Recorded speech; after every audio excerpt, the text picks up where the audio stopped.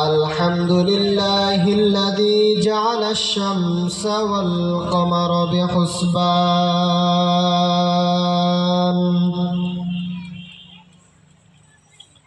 والنجم والشجر يسجدان وفضل زمانا على زمان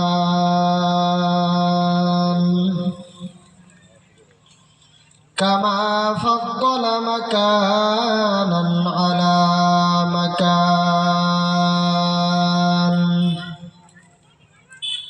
وإنسانا على إنسان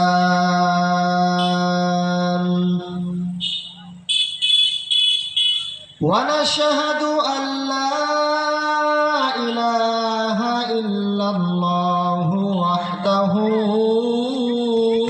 لا شريك له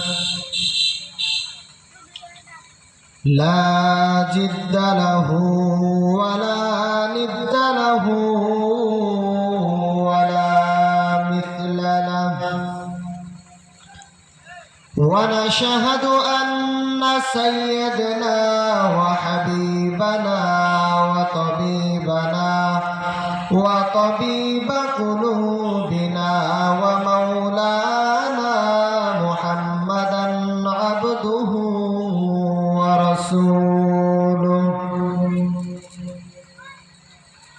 صلى الله تعالى عليه وعلى آله وأصحابه وبارك وسلم تسليما كثيرا كثيرا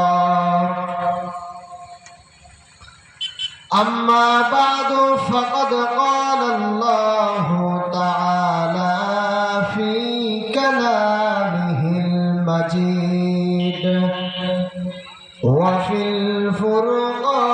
الفرقانه الحميد أعوذ بالله من الشيطان الرجيم بسم الله الرحمن الرحيم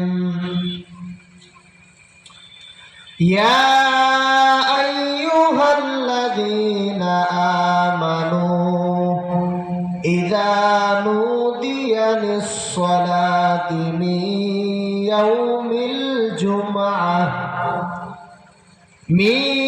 يوم الجمعة فاسعوا إلى ذكر الله وذروا البيع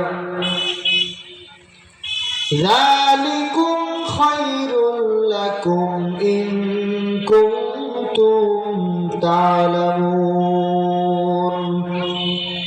صدق الله العظيم وقال رسول الله صلى الله عليه وسلم مفتاح الجنة الصلاة أو كما قال عليه الصلاة والسلام صدق الله العظيم وصدق رسوله النبي الكريم ونحن على ذلك لمن الشاهدين والشاكرين والحمد لله رب العالمين سبحانك لا علم لنا إلا ما علمتنا إنك أنت العليم الحكيم وقال تعالى في شان حبيبه إن الله وملائكته يصلون على النبي يا أيها الذين آمنوا صلوا عليه وسلموا تسليما اللهم صل على محمد وعلى آل محمد كما صليت على إبراهيم وعلى آل إبراهيم إنك حميد مجيد اللهم بارك على محمد وعلى آل محمد كما باركت على إبراهيم وعلى آل إبراهيم إنك حميد مجيد بلغ العلا بكماله كشف الدجى بجماله حسنت جميع صالح صلوا عليه وآله الحمد لله আল্লাহ বারক তাআলার দরবারে লাখো কোটি শুকরিয়া যে মহান আল্লাহ পাক রব্বুল আলামিন আমাদেরকে দুনিয়ার সমস্ত কাজ থেকে বিরত রেখে দুনিয়ার সমস্ত কাজ থেকে আমাদেরকে বিরত করে জান্নাতি বাগান জান্নাতি একটা পরিবেশ আল্লাহ পাক রব্বুল আলামিন আমাদের সেখানে আসবার এবং বসবার এবং কিছু কথা বলার কিছু কথা শোনার তৌফিক দিয়েছেন। এই জন্য সেই মহান আল্লাহ পাক রব্বুল আলামিনের দরবারে দিল থেকে শুকরিয়া আদায় করি, বলে আলহামদুলিল্লাহ। যিনি আমাদের হায়াতের মালিক, যিনি আমাদের মৌতের মালিক, যিনি বিশাল আসমানের মালিক, যিনি বিশাল পাহাড়ের মালিক, যাকে সৃষ্টি না করলে পৃথিবীতে আসমান জমিন চন্দ্র সূর্য গাছপালা পাহাড় পর্বত নদী নালা আল্লাহ কিছু সৃষ্টি করতেন না। সে আল্লাহর প্যার হাবিব জনাবে হযরত মুহাম্মদুর রাসূলুল্লাহ সাল্লাল্লাহু আলাইহি ওয়াসাল্লামের উম্মতে তৌফিক চেয়েছেন।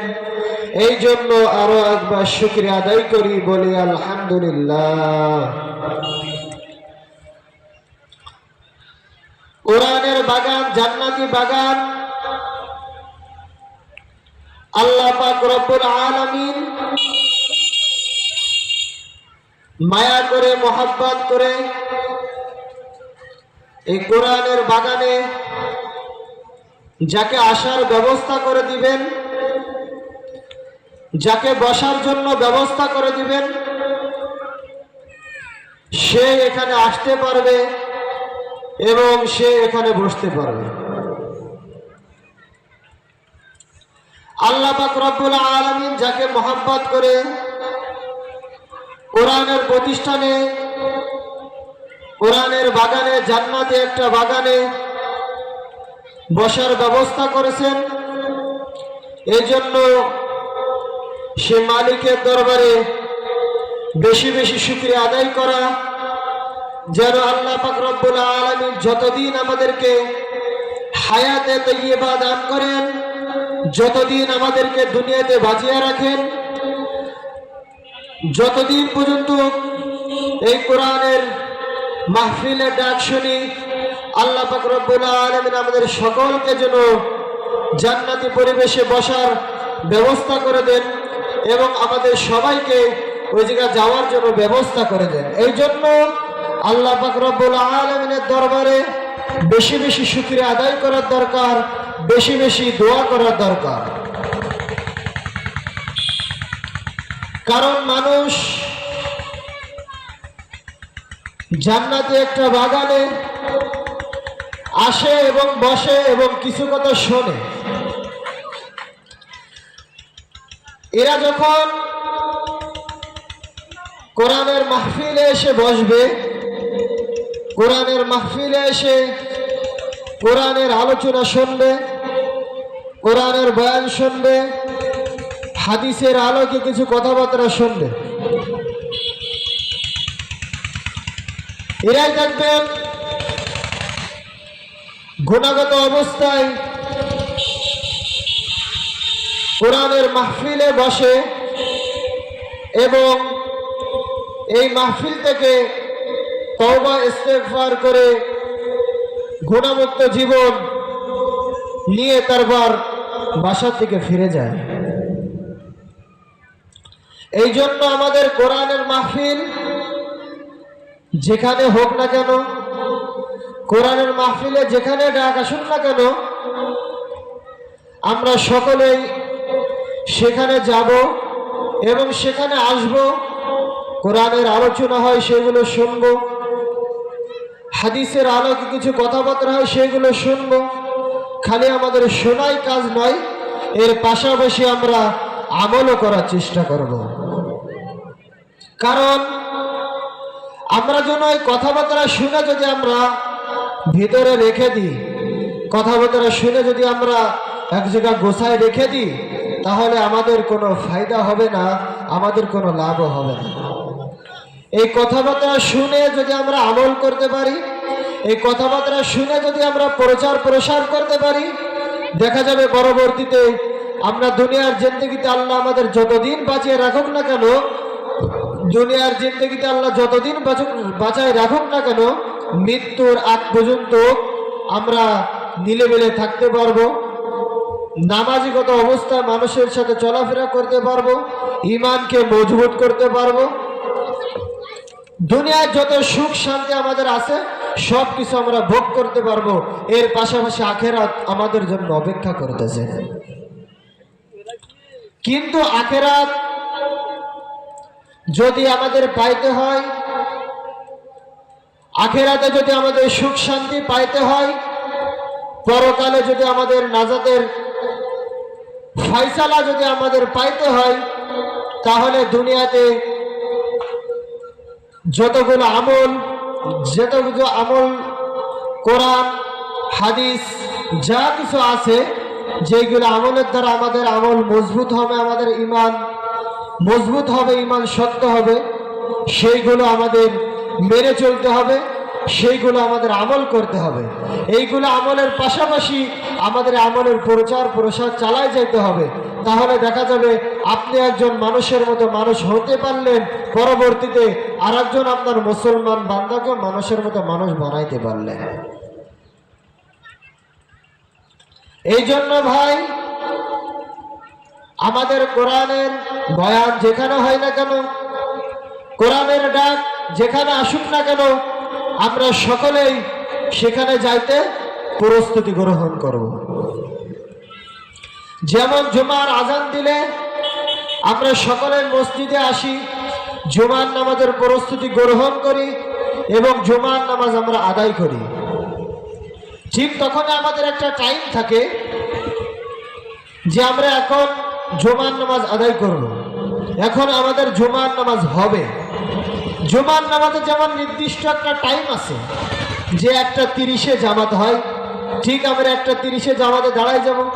অনেকেই দেখবেন কাজকর্ম ফেলে রেখে যারা নামাজের জন্য প্রস্তুত, যারা নামাজের দিকে যাদের অগ্রসর, যারা নামাজের দিকে ধাবিত বেশি হয়, যাদের দিলের ভিতর শুধু আজান দিলে নামাজের কথা জিকির করে, তাদেরকেই দেখবেন দুনিয়ার সব কাজকর্ম ফেলে রেখে নামাজের জন্য প্রস্তুতি গ্রহণ করে তারা মসজিদে চলে আসে।